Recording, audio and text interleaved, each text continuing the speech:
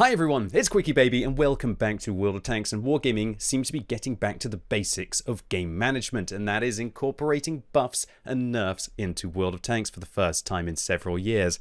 First, under the chopping block is going to be the Swedish high-tier heavy tanks. The Kranvagn and the Emil II are being butchered, I think is a fair word to describe it, with massive balance changes happening to the tanks. And this is happening 3 years after Wargaming actually significantly buffed the Kranvagn. For those of you who don't know, roughly in May 2019, Wargaming buffed the Kranvagn by removing one of its shells from its autoloader, but increasing the alpha damage, significantly improving the intra-clip unload, but more importantly, massively buffing the rate of fire of the vehicle, which actually ends up with the Kranvagn kind of having the best DPM of any heavy tank in the game, apart from the T-57 Heavy. But I think that's a fair trade, that tiny little bit of DPM for that wonderful turret. Now Wargaming, they actually want to, and remember, this is on the super test and characteristics are not final and everything is subject to change. They want to massively decrease its top speed limit from 60 to 45. Now this change, for free-to-play players, it's probably not going to be the biggest of deals, because the Kranvagn has a very poor power-to-weight ratio and ground resistances to begin with, so unless you're kind of using a premium consumable with brothers-in-arms and off-road driving, and maybe you're even using a turbocharger or grousers on this vehicle, you're never really getting up to those speeds unless you're going down slope. One thing, however, that will massively affect the Kranvagn, if this is the line of changes that Wargaming want to go through, is reducing its reverse speed from 18 to 12. That means that if you don't take the field mod that allows you to go 3 kilometers an hour faster backwards at the expense of a little bit of the reload of the vehicle, and you're not using a turbo, this thing is going to feel incredibly slow backwards. And as the Kranvagn is a tank that wants to be able to fight on a ridgeline, this will massively reduce its capacity to fall back after unloading that magazine and avoiding the damage that really is what makes the Kranvagn so darn good. Getting up into position, unloading for free, and then pulling back faster than a lot of tanks can even catch up with it going up the slope forwards. In addition to this, Wargaming want to reduce the accuracy of the Kranvagn from 0.36 base to 0.4. Ooh, that's well within the region of where you would probably want to use an aiming device on this tank, maybe instead of even using vertical stabilizers. But the problem is that Wargaming also want to change the dispersion during turret traverse from 0.1 to 0.18, meaning that the vertical stabilizers are probably going to be more necessary than ever on this vehicle. Add to that a damage per minute nerf from 21.5 seconds reload to 25 seconds reload. And that means that Wargaming will be nerfing the damage per minute of the Kranvagn from 2,933 to 2,596. And that means that the Kranvagn will drop all the way down the list to below the E100, below the 113, to below the VZ55, although I believe that will be using the single shotgun, to pretty much on par with the AMX 50B, just above the Object 279E and the Chieftain. But remember, of course, autoloaders can't use gun rammers, and so that will significantly change the Kranvagn's flexibility to dump out large amounts of damage on a ridgeline. But more importantly, and the reason why I wanted to use the word flexibility there, that means that it's going to be so much more awkward to fire that 1 shell or fire that 2 shells and then to sneak an entire reload back in the Kranvagn. And you're kind of wanting then to feel like you dump out all 3 shells to make that substantial 25-second reload viable. Now don't get me wrong, 2,600 DPM, it's not like a Rinoceronte which exists with 1,800, but undoubtedly balance changes like this to the Kranvagn will massively affect how competitive it is. Now, did the Kranvagn actually need a nerf in World of Tanks? And if we take a look at its win ratio, at least on the European server in the last 30 days, it's second place of all of the regular heavies at 49.73, sandwiched in between its competition, the VZ55, and also the Super Conqueror. Now I think if Wargaming make these very substantial changes to this tank, which kind of feel a little bit ham-fisted in my opinion, I think that maybe the reload and the accuracy change or even the mobility change would have probably been enough to this vehicle. I do expect that this tank is probably going to end up in parity with the AMX 50B or even lower. Now, what the significance of this is that when you nerf the Kranvagn, that means that the vehicles at the bottom, like the T57 Heavy, or should we say below average, like the Rinoceronte, are going to become way more competitive, because those are the kinds of tanks that usually get matched up against the Kranvagn.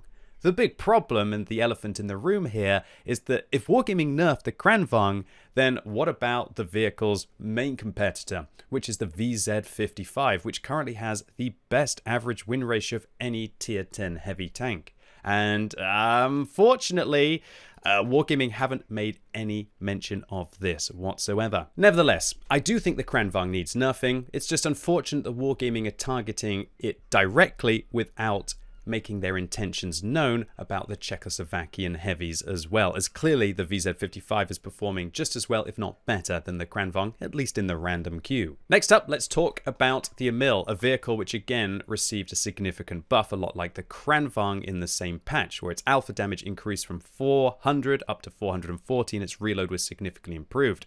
Wargaming want to do the same thing with the Emil II, reducing its top speed further to 40 kilometers an hour, its reverse speed to 12, and they're nerfing both of the guns, both the stock gun, the 105mm and the 120mm, to making a fairly inaccurate gun at 0.42, as well as changing its reload up by 5 seconds per magazine and its dispersion value on its turret reverse. Now, what this means, again, is that for the Emil II, I think probably the most competitive module on this vehicle will switch from being vertical stabilizers to an aiming device because of that change, and you're just going to have to deal with the worst dispersion values for the tank. Again, this will massively affect how competitive the Emil II is, but again, it's sitting right at the top of the list, only behind the AMX M4 51. So I think this is a necessary nerf. But again, the other elephant in the room is that the TNH TVZ51, the tier 9 Czechoslovakian heavy tank, is sitting just below the Emil II at tier 9. And if you nerf the Emil II without giving mention to the Czechoslovakian heavies as well, then surely its competitor is only going to go further up the list with the reduced competition from Emil II drivers. I also want to give mention to the fact that these win ratios are when you're excluding all of the premium tanks. And yeah, Concept sitting at 57% average win ratio. Wargaming, why aren't you addressing reward vehicles at the same time? Or at least tell us your intentions. And it's not just at tier 9, of course. If we jump up to tier 10 and we include all of the vehicles inside this win ratio, it's no surprise that tanks like the 279E and the Chieftain are far above and beyond the Kranvagn and even the VZ55. I personally think those are the most dangerous tanks at tier 10, which need nerfing the fastest.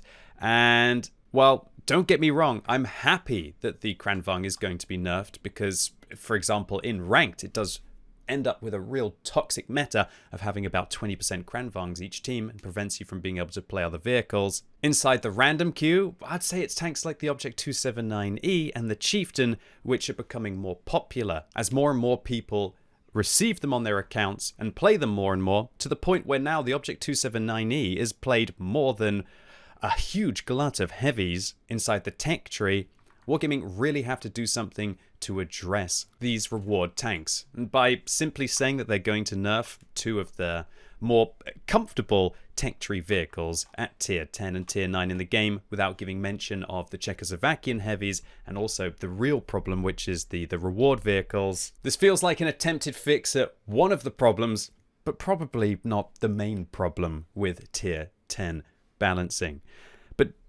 I also have to give Wargaming the benefit of the doubt that maybe they're just approaching these vehicles one by one without doing everything all at the same time. But I can tell you, if Wargaming nerfed the Kranvagn and Wargaming nerfed the VZ55 without also addressing the outrageous Chieftain and the Object 279E in the game, then all they're really doing is nerfing the vehicles that everyone has access to and not addressing the ones that only the sweaty nerds like me can be able to play to get. So this video isn't only going to be about nerfs, it's also going to be about buffs, and Wargaming are finally addressing one of the worst tanks tier for tier in the game. It's the AMX 65T, and they're also addressing all of the other French heavy tanks as well. So let's start from the bottom and work our way to the top. Let's look at the AMX M4 Emil II. So Wargaming are significantly buffing the tank's upper frontal plate armor to 195mm. Now, I wonder if Wargaming are suggesting that they're going to buff it from 100 up to 195 effective, or whether they're going to be buffing it from 100 to 195 raw. And I do expect that they're probably going to make it 195 effective, although I'm only guessing, when the vehicle is front on. And even that will be a massive buff to the vehicle, and it means that when you are actually using your gun depression on this tank, that the whole of that upper hull is probably going to end up being very, very thick indeed. I'd say it'll be able to bounce pretty much everything that this tank is going to meet, apart from tier 8s and tier 9s.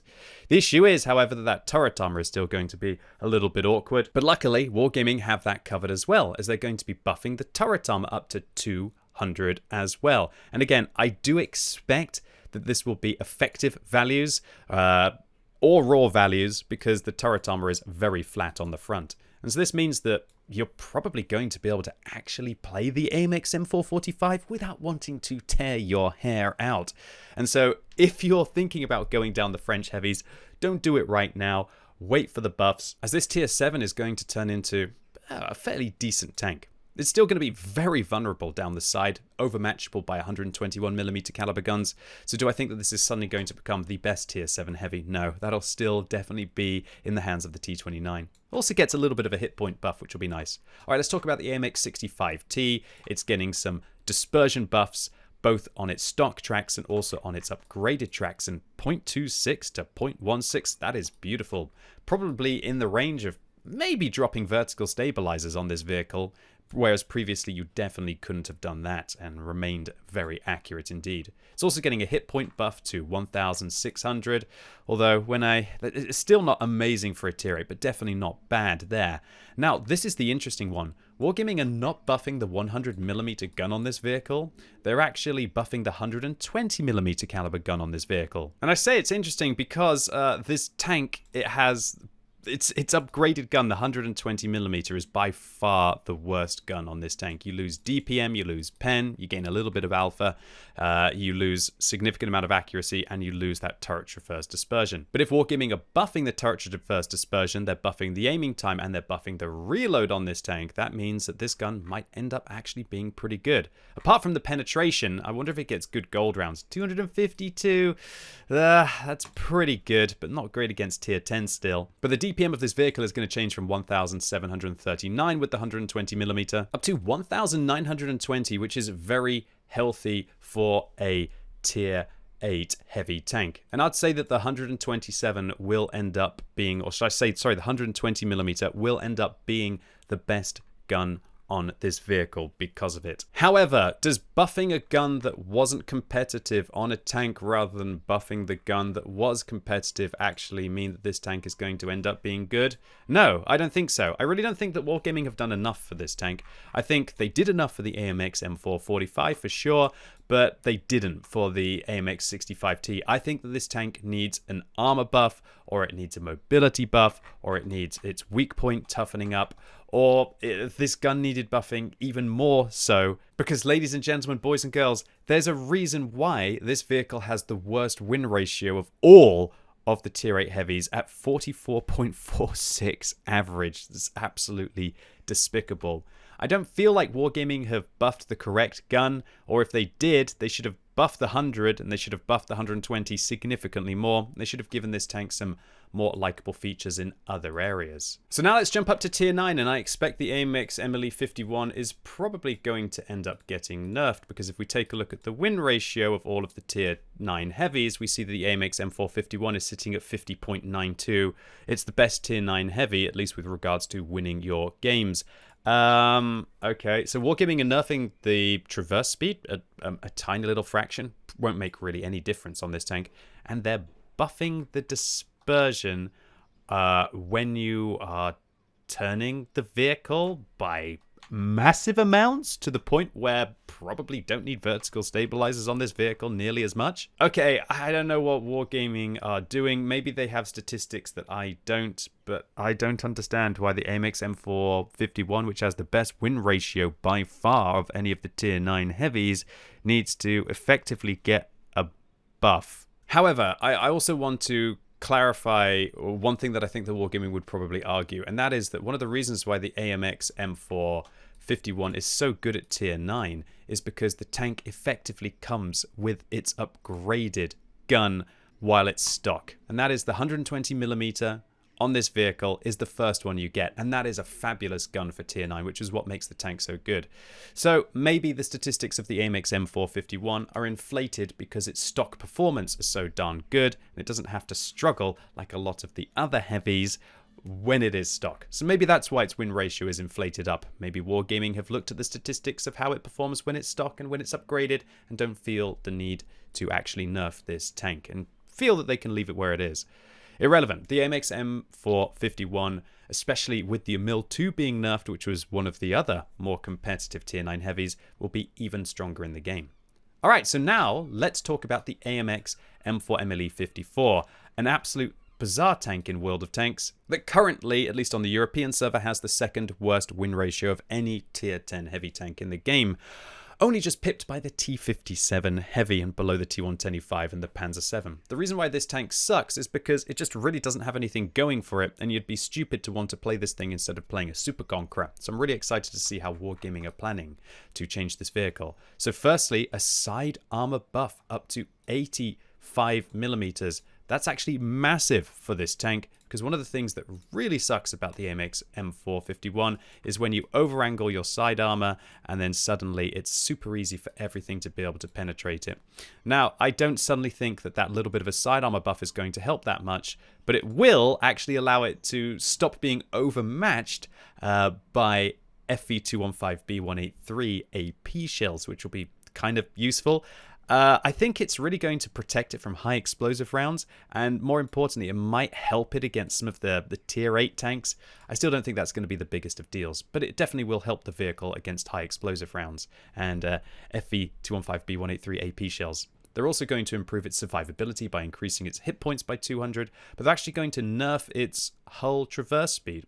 Understandable, really. That's definitely one of the areas of the vehicle that is exceptional about the tank, the way it's able to angle its hull armor around against its opponents. And they're also going to improve its dispersion during hull movement from 0.18 to 0.12. That's actually massive for this tank. It was one of the worst areas of the vehicle's dispersion, and I think that means that you more or less, at least for my playstyle, should be dropping vertical stabilizers on this tank at that point, because you can invest it in a different module that I think that will be more useful. But again, if you struggle with the gun handling, you do you and you match your gameplay. That's all I'm going to be thinking, though, is the massive opportunities for equipment with a buff like that. Okay, so there are two guns on the AMX M4 54. There's a 130 and 120. And this is a bit of a paradox in World of Tanks, because the 120mm, at least currently, is the best gun on the tank. But the problem is that if you use the 120mm, the tank is way worse than the Super Conqueror. However, the 130mm on the AMX M4 54 is kind of unparalleled with this reactionary, snapshotty gun that has 560 alpha damage. The main problem with the 130 is always been its penetration. And immediately we can see that Wargaming are buffing this 130mm premium penetration up to 296. That will definitely help. It's not very good still, but it will significantly help. You'll actually maybe possibly be able to penetrate an E100's cheeks, whereas the previous 280mm of premium penetration was not very good. But this is very interesting. Wargaming are buffing the reload time from 15.8 to 13.4, meaning that the damage per minute of this vehicle will increase from 2,126 to 2,500?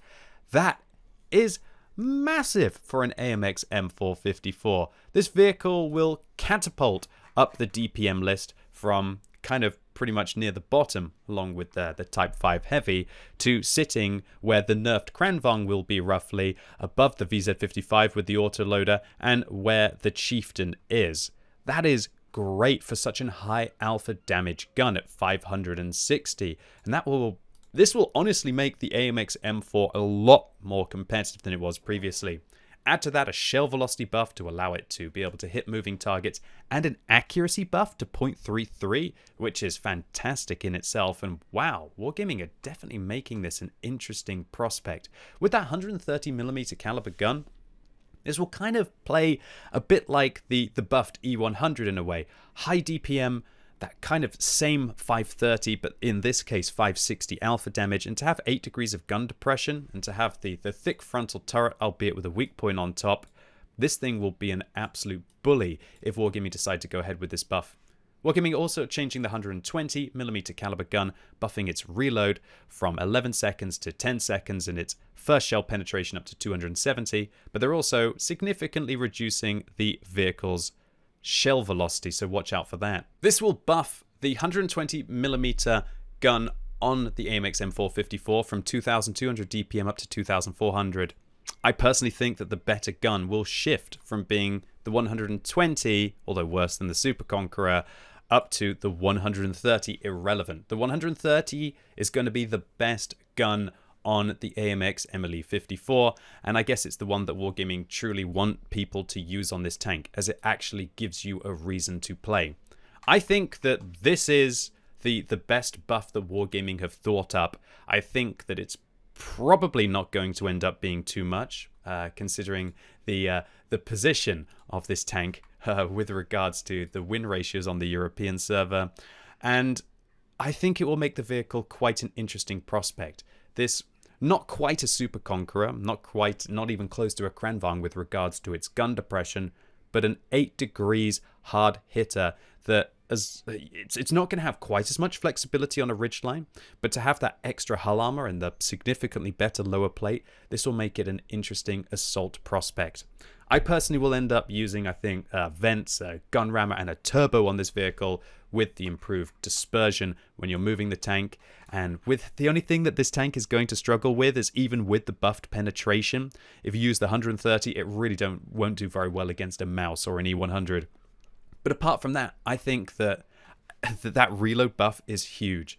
I think that Wargaming might dial it back a little bit personally. If they leave it like that, this tank will definitely become a playable prospect in World of Tanks. So all in all, what do I think about the French heavies? AMX M445 will become playable. AMX 65T I think will still remain terrible. The Tier 9, I really didn't think needed a buff, so it's kind of staying in the same place. I honestly thought the Wargaming were going to nerf it, so the fact that they buff its dispersion a little bit, I think that's all in all a buff for the AMX M451, which is crazy considering that it has the best win ratio so far at Tier 9. And I think the Wargaming have done a really good job with the AMX M454 to make it a playable tank. Okay, final mention on the Swedish nerfs. I think it's good. I think that these two vehicles were overpowered, clearly, and so I will always welcome nerfs of overpowered tanks. The Kranvagn will still remain formidable on a ridgeline, unlike any other heavy tank in the game, but it will have more of a vulnerability when it's fired its 3 shells, and it won't be able to snipe, and its mobility is going to stop it from just being outrageous. However, I want to finish the video once again by clarifying the elephants in the room. Wargaming, it's not enough to nerf the Kranvagn if you're not also addressing the VZ55, and more importantly, if you're not thinking about addressing the real overpowered tanks like the Object 279E and the Chieftain.